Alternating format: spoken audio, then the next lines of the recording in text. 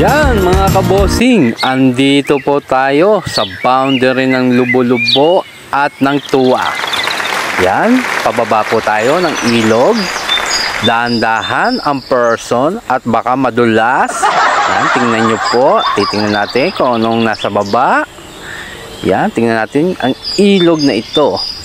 Marami rin pong naliligo dito. Maraming pumupunta, dumadayo sa ilog na ito. Liblib po to. Nasa liblib na lugar. Yan po. Tingnan nyo po. Yan, ang ganda. Ang lawak. Yan po. Yan, dahan-dahan at baka madulas. Yan, tingnan natin. Yan, sarap maglublob. Feel the heat of the summer. Yan, natures to natures. Yung mga natures lovers dyan. Yan, tingnan nyo po. Maagos na ilog.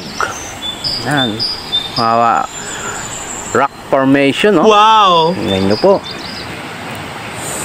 Yan po, marami naliligo rin po dito. Liblib, nasa liblib nga lang po. Yan, ngayon po, wala pang naliligo kasi maaga pa po. Tayo po ang nauna. Yes! Para maka-video, picture ang person. Pang-content. Yan po. Tingnan nyo po, wow, ang ganda ng agas. Sarap na maglangoy. Yan, mamaya, tingnan nyo po, babalikan natin dito kung marami na pong naliligo, kung may naliligo na.